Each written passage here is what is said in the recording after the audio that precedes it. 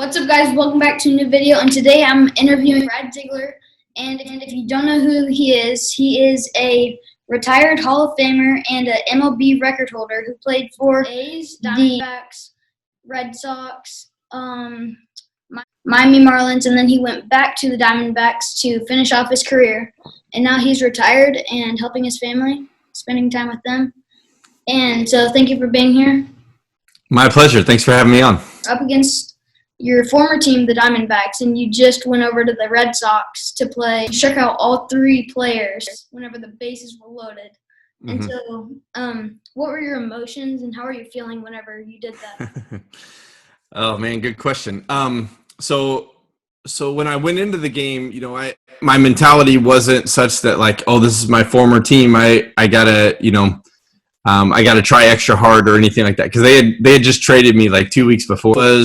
So we had I think we had a 4-run lead. I think it was a 6-2 game, and the bases were loaded, no outs when I came in. And so my first thought was anything outside of a home run, and we're still winning the match. I was looking to try to get a ground ball, maybe a double play. If they scored a run, they scored a run, but just try to maintain a bigger lead as opposed to, give up a double and 3 runs score, and all of a sudden the tying runs at second base. It was more the mentality of limit damage. And so then I struck the first guy out. It was Ricky Weeks, I believe. And so then I was like, okay, well now I'm a ground ball away from a double play that ends the inning. And so then at that point I was just trying down in the zone, try to get the ball on the ground, and I ended up getting another strikeout. So then at that point I was like, okay, well I'm going to go for another strikeout here. And the third batter was Chris Owings, who was one of my best friends on the team. And so I got 2 strikes, and as this might sound a little cocky or a little arrogant, but I knew I was going to strike him out. Like I knew I'm going to throw a slider, he's going to swing and miss. And so I told myself I'm not going to fist pump like I normally would in that scenario, because I don't want to show him up. I don't want to make him feel bad. I threw the slider, he swung and missed, and I just tried to walk off the mound. What sparked your interest in baseball? From the time I was a little kid, I loved it. I don't remember what the initial spark was, but I can remember just playing in the lot across the street from the trailer that we grew up in. It had a 5-gallon bucket full of tennis balls, and they would pitch to me all the time, and I would just hit all day and then go pick the balls up. And I'd throw the ball up on the roof of our trailer, and it would roll off, and I would catch it, pretending to catch fly balls. I loved watching baseball, playing baseball. Being a major league player always felt kind of like a bit of a fantasy. Like it was a dream, but it never felt like I could really get there. But I was just going to play and have fun. And that changed for me my second year of college. When for summer ball, my team got me placed in what's called the Cape Cod League for the summer, which is the league that every single year the top prospects in all of college go to the Cape Cod League to play summer ball. So I'm playing against, guys from LSU and Alabama and Miami and all the bigger schools. And then here I am coming from Southwest Missouri State.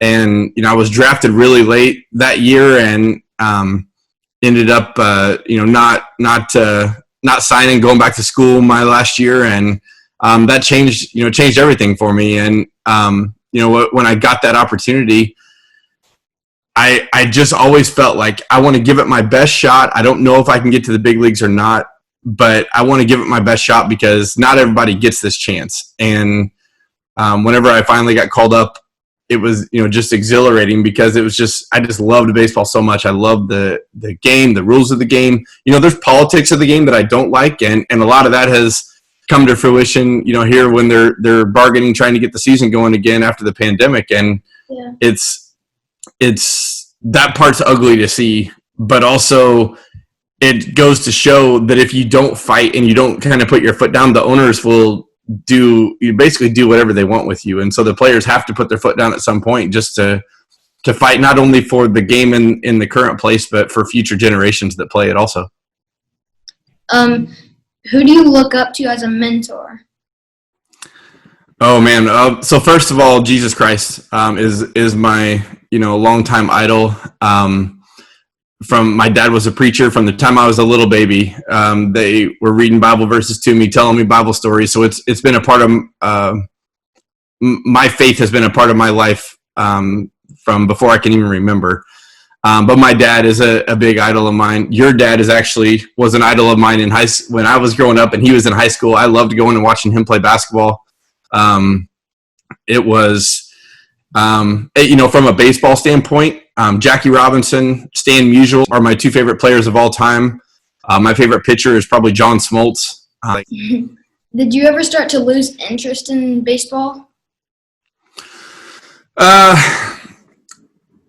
Not till after I retired. I felt like I had done it for about 35 years, going back to the time I was a little kid, and I needed a year to just kind of chill, to get away from it, and that was 2019 for me. I went to maybe 5 games. I didn't watch any games on TV until the World Series, and the primary reason I watched the World Series, so it was Nationals versus the Astros, and the Nationals, there were like 7 or 8 former teammates of mine, including 2 of my best friends. My first catcher was on that team.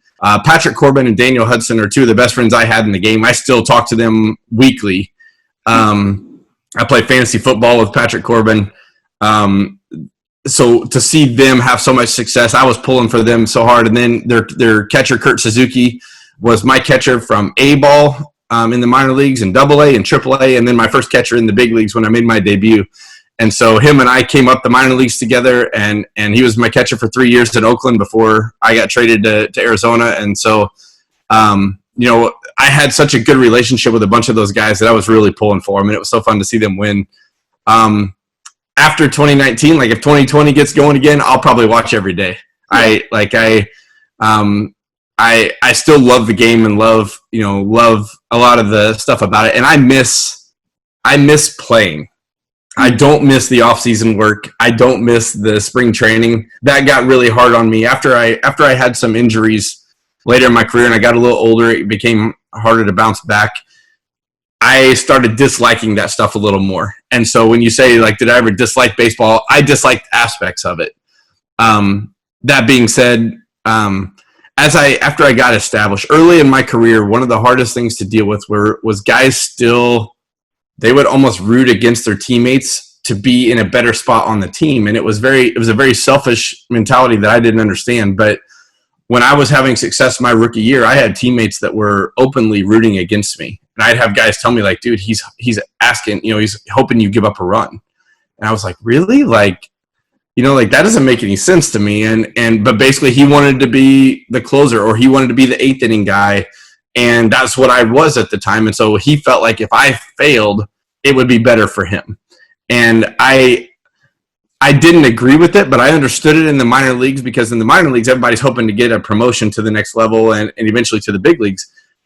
When you're in the big leagues, I just thought it was all about winning at that point. And for me, it was, and for other people, it wasn't. And it was very challenging to see and accept. But after I'd been in the big leagues, 5, 6, 7 years and was pretty established. At that point, all that disappeared for me, and all I cared about was winning. And I wanted to instill that in the younger guys too. Once I had a chance to be a mentor. What did you think of the submarine style at first?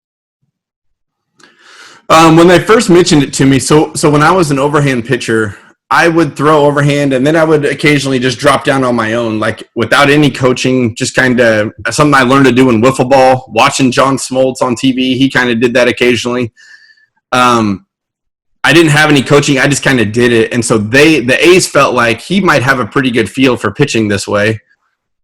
Let's see if he does it full time and really focuses on it. Maybe it's a way to kind of separate him from a lot of other right-handed pitchers in the minor leagues. And,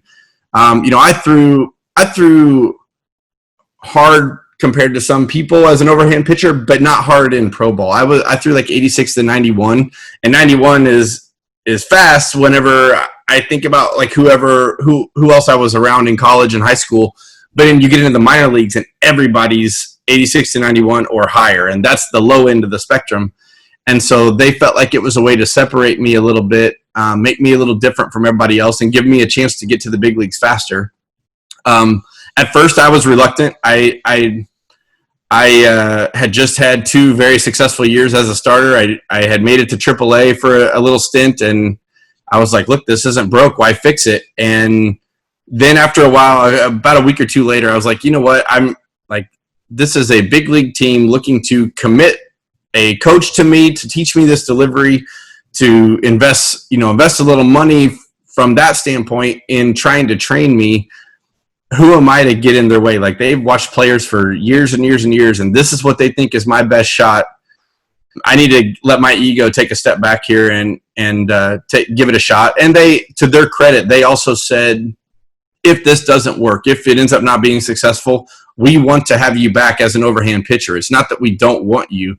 We just think this might help you get there faster. And so I still had kind of that backup plan in my back pocket instead of this being my last resort. And with that being the case, when they told me that, that's what kind of swayed me to, like, you know what, let's give this a shot and see what happens, and kind of never looked back.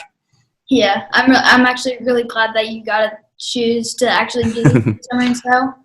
I really love watching you pitch. Thank you. The next question is, what is it like to hold a record? So this is kind of a funny story. When I tied the record, so the record was set in 1907 by a guy named George McQuillan. So in 2008, when I was a rookie, it was a 101-year-old record. And I'm sitting, when I tied the record, I actually tied it in a game where I gave up someone else's run. I came in with a runner on base, gave up a run that ended up being the run that made us lose the game. And because it wasn't my run, it didn't go on my stats. And so they were interviewing me afterwards, like, hey, you just tied a 101-year-old major league record. How does it feel? And I'm like, it feels like garbage, really. And I'm like, we just lost the game. Like, I don't even care about that. It just didn't feel good. So then 2 days later, we went to the game where I broke the record, and I pitched 2 innings. And when I got the first inning over, I knew in my mind, like, I just broke the record. And it was a 1-run game. We ended up winning by 1 run. And so I pitched the 7th and 8th innings of a really close game and held the lead, and then got the record. So then when they came to me and said, how does it feel today? And I was like, way better than Friday night. Like that was because we won the game. And that to me was all that mattered. It was, if we had lost that game, even if I hadn't given up a run, but we had lost the game, it still wouldn't have felt that good. But I loved that I got to break it in a game that we won, and just left the feeling very positive. And then once I broke it, like that day, the Hall of Fame called and said, hey, we would like something from today, but you don't need to give it to us now. They didn't tell me that part.